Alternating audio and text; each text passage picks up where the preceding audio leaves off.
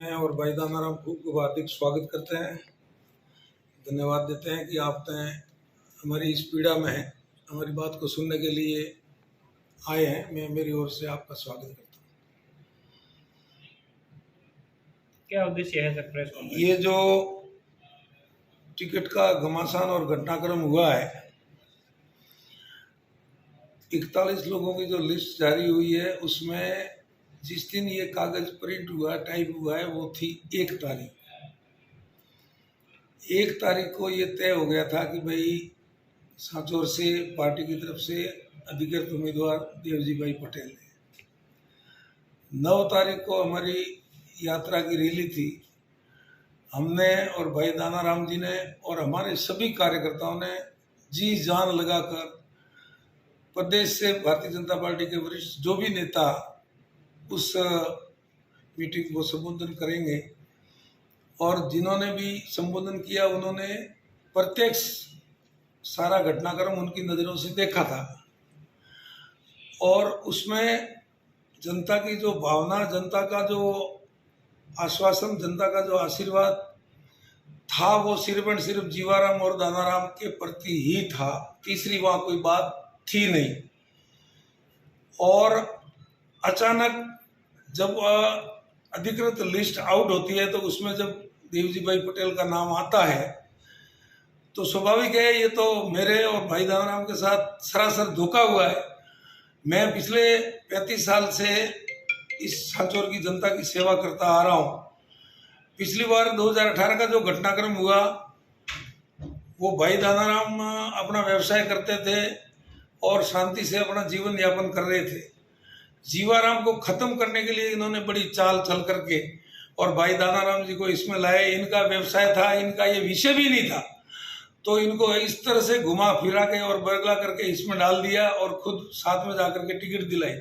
चलो कोई बात नहीं, उस गुस्से में मैंने भी चुनाव लड़ लिया और भाई दानाराम जी ने भी लड़ लिया और हम दोनों को मिलकर के 1,05,000 जनता ने वोट दिए। वो भी हमें स्वीकार्य था। उसके बाद में जब हमको थोड़ा बहुत डाउट लगा तो हम दोनों भाइयों ने आपस में बात करी कि भाई ये सांसद साहब का मामला कुछ गड़बड़ लग रहा है। इन्होंने एक जनता में बात रखी कि भाई जीवाराम जी और दानाराम जी दोनों आपस में लड़ते हैं, उनको देंगे तो उनको वो हराएगा और उनको देंगे तो वो हराएगा। हम दोनों भाइयों ने तय किया कि हमारी ये इस प्रकार की अव्यवस्था अपने को रखनी नहीं है। तो हम दोनों ने अपने मन से तय कर दिया कि भाई हम दोनों भाइयों में से किसी को भी पार्टी टिकट देगी तो हमको स्वीकार्य है। तो वो व्यवस्था भी वहाँ खत्म हो जाती थी। उसके बाद इन्होंने नाटक रचा। दिल्ली के अंदर हमने कोई प्रेस कॉन्फ्रेंस नहीं करी, हमने किसी मीडिया को कोई बाइट नहीं दी, और हमारे दिल्ली से रवाना होने के बाद, मेरे और भाई दानाराम जी के दिल्ली से रवाना होने के बाद में उन्होंने एक टीवी में न्यूज चलाई, जो कि हमें मतलब दूर दूर तक उसका अंदेशा नहीं था वो कैसे इन्होंने मैनेज किया, क्या किया, और उसमें ये कहलवाया कि जालोर सिरोही के सांसद महोदय ने दोनों का आपसी खींचतान राजीपा करवाया और राजीपा करवा करके पार्टी को मजबूत किया। चलो अच्छी बात है, हम वो श्रेय भी उनको देने के लिए तैयार है। उन्होंने राजीपा करवाया तो हमें वो स्वीकार्य है। लेकिन जब हम दोनों वहाँ दिल्ली में हमारे शीर्ष नेतृत्व को भी ये कह करके आए थे कि भाई हम और दानाराम जो ये आपके पास जो खबरें आ रही है कि भाई दानाराम जी को टिकट दी तो जीवाराम जी हराएंगे, जीवाराम जी को टिकट दी तो दानाराम जी हराएंगे, ऐसी हमारे आपस में कोई बात है नहीं। हम दोनों एक है।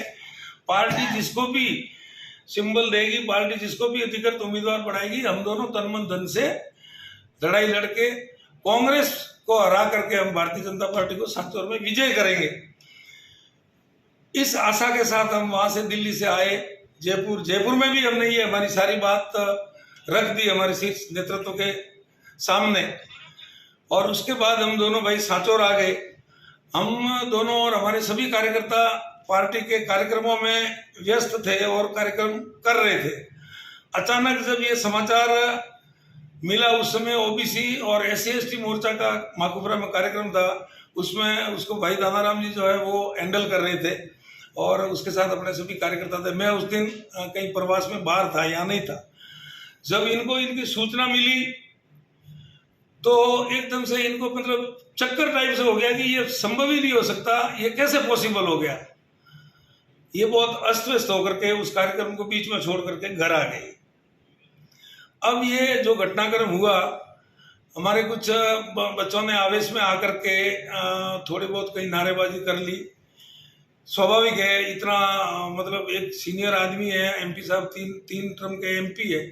अगर बच्चों में कुछ ऐसा गुस्सा और आवेश है तो उनको नीचे उतर करके उनको पुचकारना चाहिए था कि बेटा आओ, क्या बात हुई, आप मेरे से बात करो, आप क्या चाहते हो। वो कहते कि टिकट दानाराम जी को देना, कोई बात नहीं, मैं दानाराम जी को दिला देता हूँ टिकट, क्यों चिंता करते हो, तो ये खत्म हो जाता वहां। उस मैटर को इन्होंने एमपी पड़े का दोष दिखा करके और मतलब एसपी साहब को फोन किया, पुलिस वालों को फोन किया, उनके खिलाफ मुकदमा दर्ज कर दिया। ये एक वरिष्ठ व्यक्ति को शोभा नहीं देता। आज जब हम कल वहां से रवाना होकर के आए जयपुर से, तो हमारे हजारों कार्यकर्ता समर्थक, जिसको से हम दोनों भाइयों का स्वागत किया।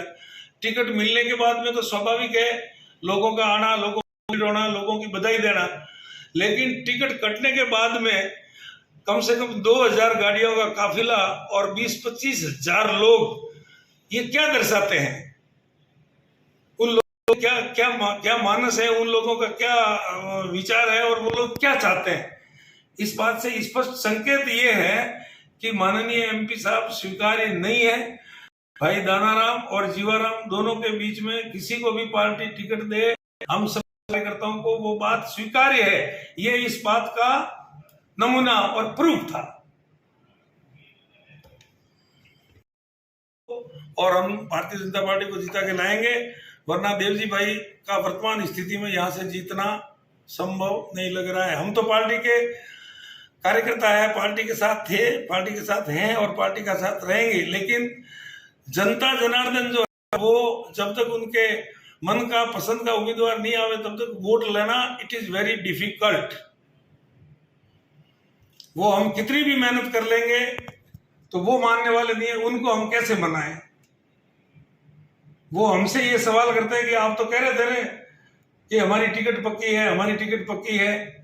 आप दोनों ने फिर जब एक हो गए और दोनों में से ये तय कर लिया कि भाई हम दोनों में से किसी को भी दे, तो आपको दोनों को नहीं मिली।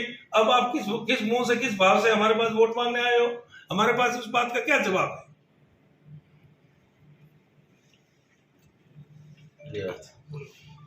धन्यवाद है, आप हमारे भारतीय जनता पार्टी कार्यकर्ताओं के साथ में खड़े हो। जो अभी हमारे जीवाराम जी ने आपको बात बताई, जो हर कार्यकर्ताओं के मन में जो दुख है, तो हम तो यही हमारे पदाधिकारियों और हमारे बड़े नेताओं से कहते हैं कि आप टिकट पे पूर्ण विचार करें और कार्यकर्ताओं की भावनाओं की कदर करें और पूर्ण विचार टिकट के बारे में करें। धन्यवाद।